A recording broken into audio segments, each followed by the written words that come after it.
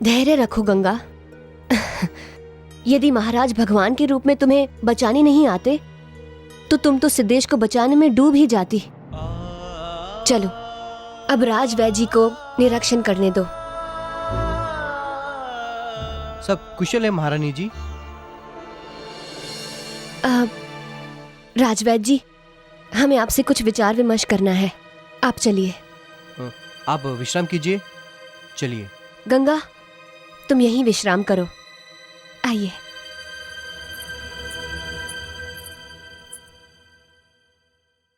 राजवैद्य जी, हमें एक बात बताइए, क्या गंगा शारीरिक रूप से सक्षम है कि वो एक बच्चे को जन्म दे सके?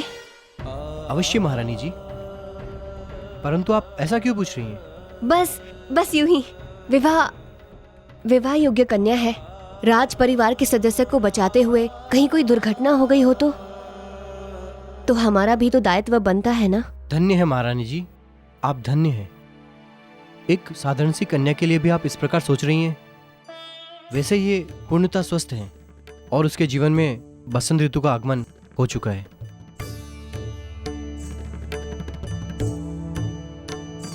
आप एक क्षण यहीं रुकिए।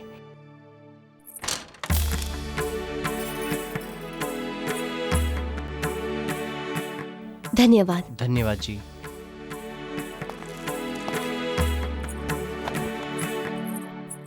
गंगा, तुम्हारा जन्म कब हुआ था? मोठ में 16 जनवरी सन 1832 प्रातःकाल सूर्य उदय से पहले इस लग्न धारक का जन्म हुआ था।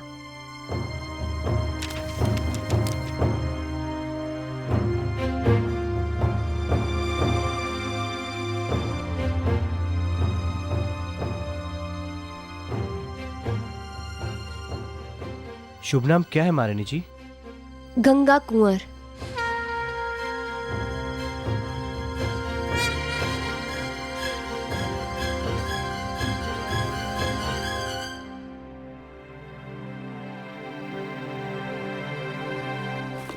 अभी तक हमारे द्वारा भेजी गई सारी कुंडलियां बेमेल निकली।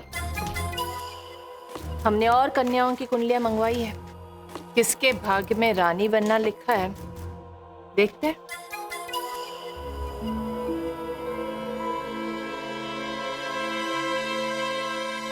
क्या हुआ नेल्सन साहब, कहाँ खो गए आप?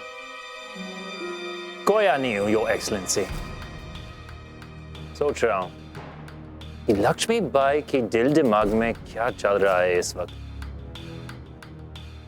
उसने खुद दुल्हनों को सिलेक्ट करने के लिए बुलाया और किसी को नहीं सिलेक्ट किया। नेल्सन साहब, लक्ष्मीबाई के दिमाग में क्या चल रहा है, इससे हमें क्या लेना देना है? No, your excellency. We have to keep an eye on her. वो जो सोच रही है could ruin all our plans.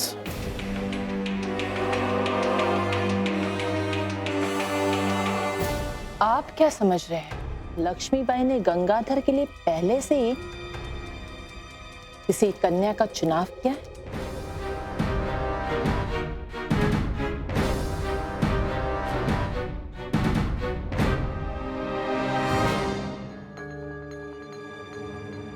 ऐसा लगता है कि ग्रह नक्षत्र मिल रहे हैं। सप्तम भाव का मंगल युवा अवस्था में है। यदि 6 माह के पश्चात विवाह कर दिया तो वैवाहिक जीवन सुखमय और मंगलमय होगा। 6 महीने? नहीं पुरोहित जी, हमारे पास इतना समय नहीं है। विवाह शीघ्र होना चाहिए।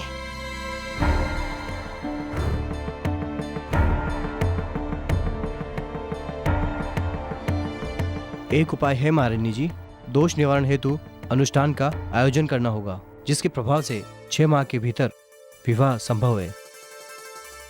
विवाह का मुहूर्त शीघ्र कितने दिनों के बाद निकल सकता है पुरोहित जी? महारानी जी 10 दिन के अंदर। 10 दिन?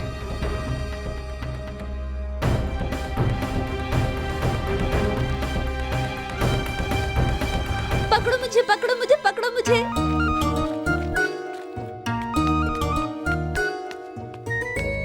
सिद्धेश,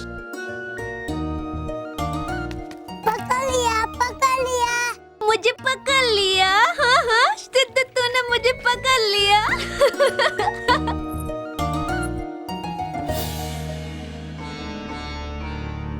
महारानी देवी, आप? बहुत प्रसन्न हो आज? जी, मैं सिद्धेश को बहला रही थी। पता नहीं कैसे मैं भी बच्चा बन गई। बचपन तो बचपन होता है। जाओ Siddhesh.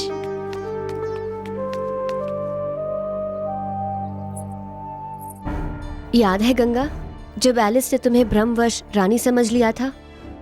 Your Excellency, Queen of Jhansi को एलिस का नमस्कार। तुम कितनी खुश हो गई थी ना? भ्रम तो भ्रम होता है महारानी देवी। हम अपनी औकात जानते हैं। उस दिन की घटना के लिए हमें क्षमा कर दीजिए। अरे नहीं नहीं, इसमें क्षमा मांगने की क्या आवश्यकता है? वैसे भी तुम तो हमारे लिए रानी जैसी ही हो। रानी? मैं कुछ समझी नहीं। हमारे कहने का अर्थ ये है कि तुम भी रानी बन सकती हो। हे भगवान, महारानी देवी ऐसे सपने ना दिखाइए। हम तुम्हें कोई सपने नहीं दिखा रहे गंगा। फिर अवश्य मेरा उपहास उड़ाने का मन किया है ना आपका? नहीं नहीं, हमारा आशय तुम्हारा उपहास उड़ाना नहीं है और ना ही तुम्हारी भावनाओं को ठेस पहुंचाना है। हम तो बस नहीं। गंगा, गंगा, गंगा।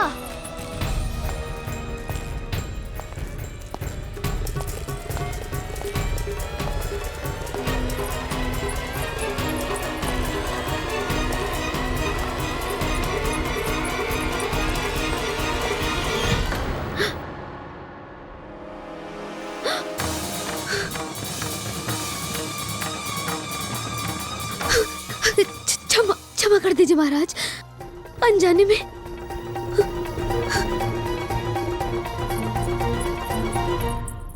गंगा, गंगा हमारी बात सुनो। गंगा हमारी।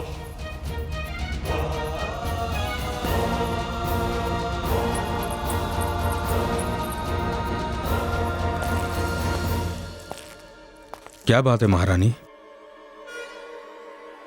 वो लड़की इस प्रकार रोते हुए क्यों भागी? कुछ नहीं महाराज, हमने एक छोटा सा उपहास कर दिया। उसे बुरा लग गया, इसलिए वो। हम नहीं मानते महारानी। आप कभी अपने छोटों के साथ ऐसा उपहास नहीं करेंगी जिससे उनके हृदय को ठेस पहुंचे। हमने तो बस उससे इतना पूछा, यदि वो महारानी बन गई तो उसे कैसा लगेगा? महारानी, लक्ष्मी निर्धन का सबसे बड़ा कोष उसका स्वाभिमान होता है। भ्रमवश आपने उनके। परंतु आप हमें बताइए, किस राज्य की महारानी बनाना चाहती हैं आप?